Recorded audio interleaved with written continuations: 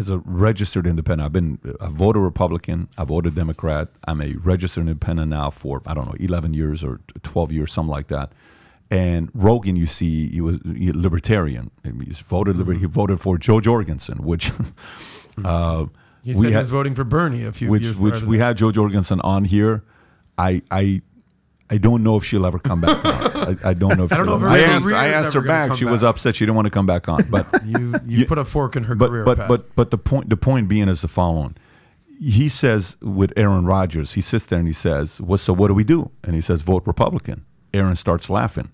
What did you think when Rogan is a guy that you would have never thought Rogan's going to say vote Republican? This guy pushed to legalize marijuana. This guy pushed to, you know, talking about certain things that there's nothing about it would be Republican, but a guy like him is now saying voting Republican. What was your reaction when you saw that? So when I saw what Rogan said, it was very similar to what I had when I saw what Zuckerberg did. I was like, good for you, Joe. Like speak your heart. If you've got a voice, you've got an awesome voice, man. If you've got a voice, speak your heart. If you're speaking to anything else, you're kind of wasting your voice, right? Joe spoke with his voice. Zuck spoke with his voice. I think that's really good stuff. It's important to remember that human beings are not left or right. Human beings are all a mix of both.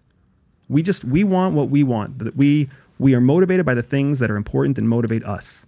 So you're not all red, you're not all blue. There's always a bell curve. So at the fat end of the bell curve, people are close to center. People believe in some things and believe in other things, but unfortunately, media doesn't give you a chance to be supportive of both.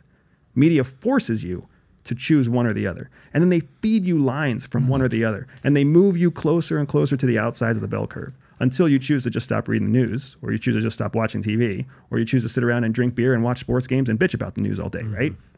But media's in the business of forcing you to one side or the other. Human beings are not like that, right? I believe a woman should have the choice to take care of her own body.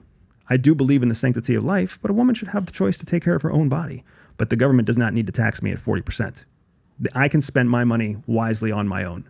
I don't need them to police my money. I don't need them to police like what I'm doing in my bedroom. I don't need the government to police how I raise my children, or whether they're homeschooled or private schooled, or whether I'm dissatisfied with the public school, right? We're all a mix of all sorts of different positions, and we are all getting frustrated by being forced to pick one side or the other. Should the government have access to know if you have that wart on your butt? That's the question. I think they're curious to know, knowing the way they are. Like, maybe you should stop mooning people so they won't find out. You know, obviously that's an analogy for other. Are there areas, any news sources that they legitimately trust? Like you're saying, you know, you don't trust the media. That was like your biggest discrepancy with what today. Like, what outlets you say? Okay, because Pat said that when it comes to polls, he said Pew and what was the other one? Rasmussen, Gallup. Rasmussen. He trusts that. All right. They're not 100% accurate, but with a level of certainty, probability, like you term to use. Yep. What media outlets do you trust? So I don't trust any of them fully. At best I trust about 85%. The way that I handle the news is I will read competing news sources on the same coverage on purpose and see where they overlap.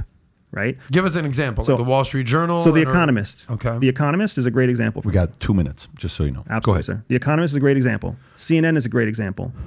Fox News is not such a great example. Yahoo News is actually a decent. USA Today is actually a decent example. Al Jazeera is a decent example. BBC is a decent example. These are all places that I'm like 80, 85%. Even though they consistently, what did you say about MSNBC? Consistently lean one side. I don't look at MSNBC. How about CNN? CNN's on my list only because they were very consistently left. And when I started seeing them trash talking Biden about 9 months ago, I was like, there's a change in CNN, right? They still go with popular opinion. They're still just trying to sell ad space, right? But when it comes to who's going to get my time, I'll look at them. I'll cross-reference them. I'll see what's the same. I'll see what's different. I'll believe what's the same.